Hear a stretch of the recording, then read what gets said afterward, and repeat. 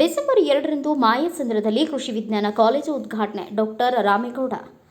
ಗ್ರಾಮೀಣ ಕೃಷಿಕರ ಮಕ್ಕಳಿಗೆ ಕೃಷಿ ಅಧ್ಯಯನ ಮಾಡಲು ಅನುಕೂಲವಾಗುವ ನಿಟ್ಟಿನಲ್ಲಿ ಶ್ರೀ ಆದಿಚುಂಚನಗಿರಿ ಶಿಕ್ಷಣ ಟ್ರಸ್ಟ್ ವತಿಯಿಂದ ಮಾಯಸಂದ್ರದಲ್ಲಿ ಆದಿಚುಂಚನಗಿರಿ ಕೃಷಿ ವಿಜ್ಞಾನ ಕಾಲೇಜು ಸ್ಥಾಪಿಸಲಾಗಿತ್ತು. ಡಿಸೆಂಬರ್ 2ರಂದು ಕಾಲೇಜಿನ ಉದ್ಘಾಟನಾ ಸಮಾರಂಭವನ್ನು ಹಮ್ಮಿಕೊಳ್ಳಲಾಗಿದೆ ಎಂದು ಟ್ರಸ್ಟ್ನ ಮುಖ್ಯ ಕಾರ್ಯನಿರ್ವಹಣಾಧಿಕಾರಿ ಡಾಕ್ಟರ್ ಎನ್ಎಸ್ ರಾಮೇಗೌಡ ತಿಳಿಸಿದರು. ಪಟ್ಟಣದ ಸರಸ್ವತಿ ಬಾಲಿಕಾ ಪ್ರೌಢಶಾಲೆಯಲ್ಲಿ ಪತ್ರಿಕಾಗೋಷ್ಠಿಯಲ್ಲಿ ಮಾತನಾಡಿದ ಅವರು, ಭೈರವೈಕ್ಯ ಡಾಕ್ಟರ್ ಬಾಲಗಂಗಾಧರನಾಥ ಸ್ವಾಮೀಜಿಗಳು ಇದ್ದಷ್ಟು ದಿನವೂ ಸಹ ಶಿಕ್ಷಣ ಮತ್ತು ಆರೋಗ್ಯ ಕ್ಷೇತ್ರಕ್ಕೆ ಹೆಚ್ಚಿನ ಒತ್ತನ್ನು ನೀಡಿದರು. ಇದರ ಜೊತೆಗೆ ರೈತರ ಮಕ್ಕಳಿಗೆ ಕೃಷಿ ಅಧ್ಯಯನಕ್ಕೆ ಕಾಲೇಜನ್ನು ಪ್ರಾರಂಭಿಸಿ ಅವರ ಬದುಕನ್ನು ಮತ್ತಷ್ಟು ಹಸನು ಮಾಡಬೇಕೆನ್ನುವುದು ಅವರ ಕನಸಾಗಿತ್ತು. ಡಾಕ್ಟರ್ ನಿರ್ಮಲಾನಂದನಾಥ ಸ್ವಾಮೀಜಿಗಳ ಅವಿರತ ಪ್ರಯತ್ನದಿಂದ ಆದಿಚುಂಚನಗಿರಿ ಟ್ರಸ್ಟ್ಗೆ ಕೃಷಿ ಕಾಲೇಜು ಪ್ರಾರಂಭಿಸಲು ಅನುಮತಿ ದೊರೆತಿದ್ದು, ಹಿರಿಯ ಶ್ರೀಗಳ ಕನಸು ನನಸಾಗಿದೆ. ಸರ್ಕಾರ ಹಾಗೂ ಕೃಷಿ ವಿಶ್ವವಿದ್ಯಾನಿಲಯಗಳ ನಿಯಮದ ಪ್ರಕಾರ ಖಾಸಗಿ ಸಂಸ್ಥೆಗಳು ಕೃಷಿ ಕಾಲೇಜು ಪ್ರಾರಂಭಿಸಲು ಅನುಮತಿ ಇರಲಿಲ್ಲ. ಪ್ರಸ್ತುತ ನಿಯಮದಲ್ಲಿ 2009ರಿಂದ ಈಚೆಗೆ ಸ್ವಲ್ಪ ಮಾರ್ಪಾಡಾಗಿದ್ದು, ಕೃಷಿ ವಿಶ್ವವಿದ್ಯಾನಿಲಯದ ಇತಿಹಾಸದಲ್ಲಿ ಪ್ರಪ್ರಥಮ ಬಾರಿಗೆ ಖಾಸಗಿ ಸಂಸ್ಥೆಯೊಂದು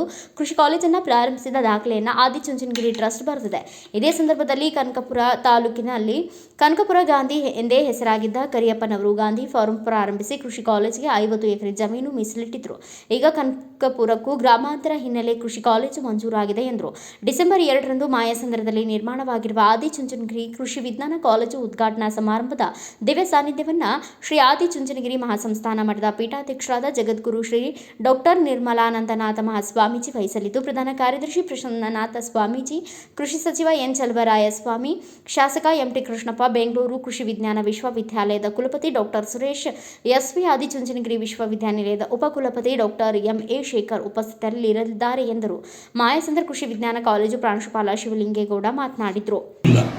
ಈಗ 2009ನೇ ಇಸ್ವಿಯಲ್ಲಿ ಅಂತಕ್ಕಂಥ ಕೆಲವು ಮಾರ್ಪಾಟುಗಳಾಗಿ ಯಾತಕ್ಕೆ ಪ್ರೈವೇಟ್ನವ್ರೂ ಅಗ್ರಿಕಲ್ಚರ್ ಕಾಲೇಜುಗಳನ್ನು ನಡೆಸಬಾರ್ದು ಅಂತ ಒಂದು ನಿಯಮಗಳನ್ನು ಮಾಡಿ ಬಹುಶಃ 2009 ಈಚೆಗೆ ನಮ್ಮ ಕೃಷಿ ಮಂತ್ರಿಗಳಾದಂಥ ಈಗ ಚಲುವರಾಯ ಸ್ವಾಮಿಯವರು ಇದರಲ್ಲಿ ಅವ್ರ ಪಾತ್ರವು ಭಾಳ ಇದೆ.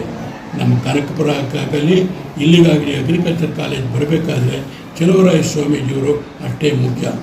ಹಾಗಾಗಿ ಈಗ 2ನೇ ತಾರೀಕು ಈ ಅಗ್ರಿಕಲ್ಚರ್ ಕಾಲೇಜ್ ಇನಾಗ್ರೇಷನ್ನು ನಮ್ಮ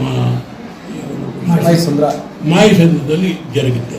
ಅಲ್ಲಿ 60 ಸೀಟ್ಗಳ ತಮ್ಮ ಖುಷಿಯಿಂದ ಆದರೆ 36,750 ಅಲ್ಲಿ CET-ನಲ್ಲಿ ಕಟ್ಟಿಸ್ಕೊತಾರೆ ಫಸ್ಟ್ ಸೆಮಿಸ್ಟರ್ನಲ್ಲಿ.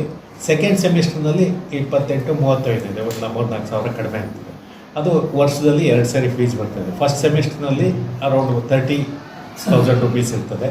ಸೆಕೆಂಡ್ ಸೆಮಿಸ್ಟರ್ನಲ್ಲಿ 20,000. So 8 semester. ಸರ್ ಎಲ್ಲ university same fees structure sir? CET-ಗೆ ಎಲ್ಲ ಯೂನಿವರ್ಸಿಟಿಗೂ ಸೇಮ್. ಈ management ಕೊಟ್ಟಾದರೆ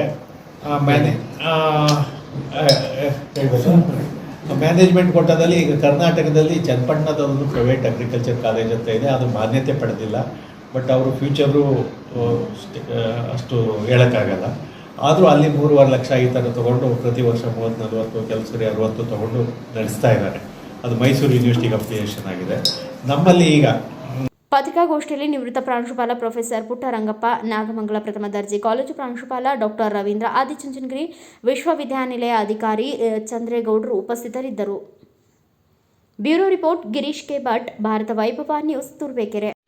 Thanks for watching. Read, discuss and debate with editor Dr. Yan Prashant Rao. Wanted reporters in print, digital and visual media for Bharat Vaibhav Daily Newspaper, BV News 5 Channel and BV Fast Web News from all the talukas of Karnataka, Goa and Maharashtra. If interested, send your resume to 9019229369.